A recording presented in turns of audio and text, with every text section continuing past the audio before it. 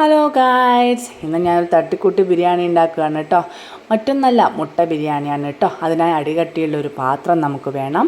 അത് അടുപ്പിൽ വെച്ചിട്ട് ചൂടാകുന്ന സമയത്ത് നമ്മൾ അതിലോട്ട് വെളിച്ചെണ്ണ ഒഴിക്കുകയാണ്. വെളിച്ചെണ്ണ ഒഴിക്കുന്ന സമയത്ത് ചെറുതായി എൻ്റെ കൈയൊന്ന് വിറയ്ക്കുന്നുണ്ട്. മറ്റൊന്നല്ല ഗായ്സ്, വെളിച്ചെണ്ണയ്ക്ക് ഇപ്പോഴും വില കുറഞ്ഞിട്ടില്ല. അതുതന്നെ കാരണം.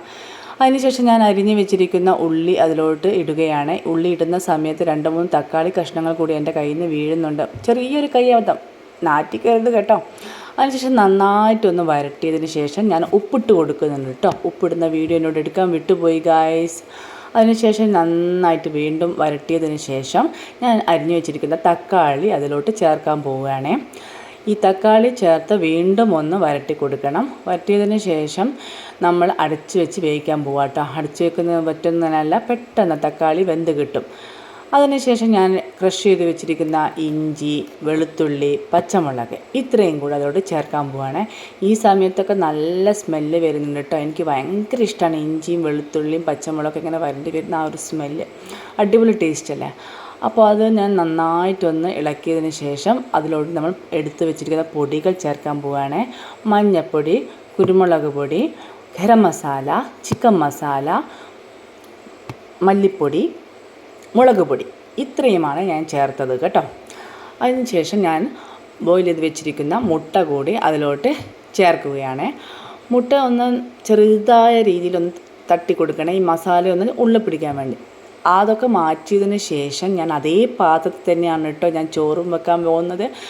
അതിലോട്ട് 2-3 സ്പൂണ് ഞാൻ നെയ്യ് ഒഴിച്ച് കൊടുത്തു. പിന്നെ അണ്ടിപ്പരിപ്പ്, മുന്തിരി, പിന്നെ ചെറുനാരങ്ങയുടെ നീര്, പിന്നെ നമ്മുടെ ഏലക്ക, ജാതിക്ക, പിന്നെ കുറച്ച് പെരിഞ്ജീരകം ഇത്രയാണ് കേട്ടോ ചേർത്തത്.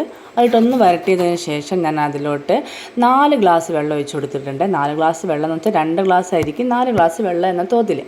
അത് ഒഴിച്ചെടുത്തിട്ട് അല്പം ഉപ്പും ചേർത്ത് ഞാൻ വീണ്ടും അടച്ചു വെച്ച ശേഷം ഞാൻ തുറന്ന് നോക്കുമ്പോൾ ഒന്ന് തിളച്ചിട്ടുണ്ട്. ആ സമയത്ത് ഞാൻ ചെറുതായി ഒന്ന് ചെറുനാരങ്ങയുടെ നീരും കൂടെ ഒഴിച്ച് കൊടുക്കുന്നതാണ്. ഒരു നാരങ്ങയുടെ പകുതിയാണ് ഞാൻ എടുത്തിട്ടുള്ളത്. അതിനുശേഷം കഴുകി വെച്ചിരിക്കുന്ന അരി കൂടി അതിലോട്ട് ചേർത്ത് കൊടുത്ത് നന്നായിട്ട് ഇളക്കി കൊടുത്തു.